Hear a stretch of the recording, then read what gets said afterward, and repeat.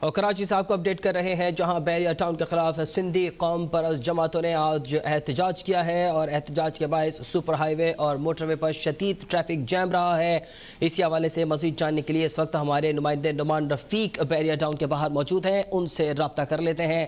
نعمان، یہ احتجاج اشتعال میں کیسے بدل گیا؟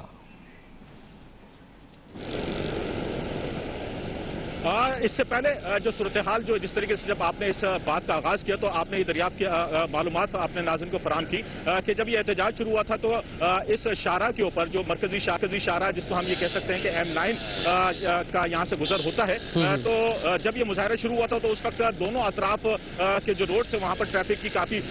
روانی جو ہے وہ متاثر ہوئی تھی، اور ہم یہ کہہ سکتے ہیں کہ ٹریفک جام کی صورتحال بھی یہاں پر دیکھنے کو ملی۔ اس کی اب صورتحال اس جگہ کی ہم یہ کہہ سکتے ہیں کہ وہ جو شاہراہ تھی اس کو جو ہے وہ خالی کرا لیا گیا ہے اور وہاں پر ٹریفک کی جو روانی ہے اس کو بحال کر دیا گیا ہے۔ اس جو صورتحال ہم بحریہ ٹاؤن کے اندر دیکھ رہے ہیں، وہاں پر ہم یہ دیکھ رہے ہیں کہ ایک بڑی تعداد کے اندر لوگ جن کی املاک کو اس جگہ کے اوپر نقصان پہنچایا گیا ہے، ایک بڑی تعداد کے اندر وہاں پر موجود ہیں اور وہ اپنا احتجاج ریکارڈ کرانے کی کوشش کر رہے ہیں کہ کسی طریقے سے ان کی آواز جو ہے ارباب اقتدار تک پہنچے اور وہ یہ تمام تر معلومات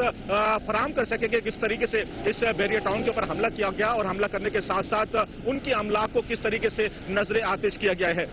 ہم اپنے ناظرین کو یہ معلومات دے سکتے ہیں کہ ایک طے شدہ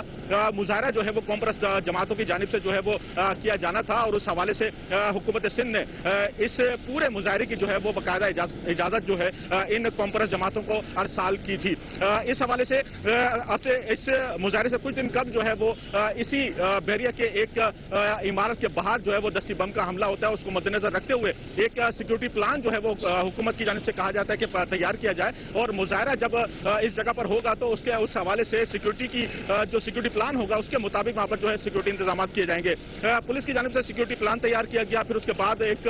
سیکورٹی آرڈر جاری کیا گیا اور اس سیکورٹی آرڈر کے اندر یہ واضح طور پر بتایا گیا تھا کہ کس افسر نے کتنی نفری کے ساتھ جو ہے اپنی خدمات وہاں پر انجام دینی ہے۔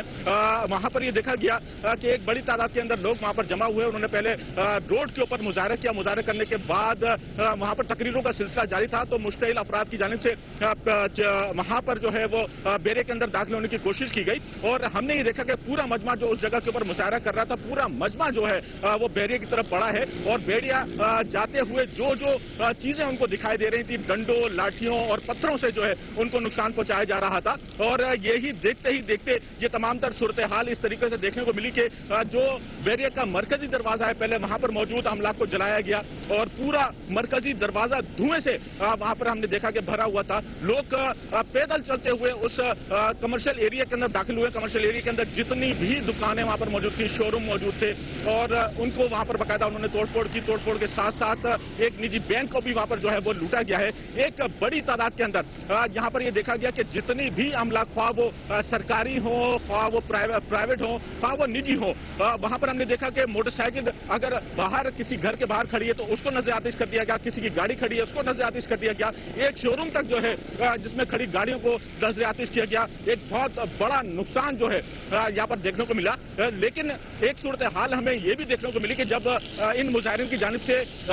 بیرے کے اندر داخل ہونے کی کوشش کی جا رہی تھی، پولیس کی نفری وہاں پر موجود تھی، لیکن پولیس کی نفری وہاں پر بے سود وہاں پر ہم نے دکھائی دی کہ وہ اپنے خاموش تماشائی بنی ہوئی تھی اور خاموش تماشائی بننے کے بعد انہوں نے یہ دیکھا کہ جب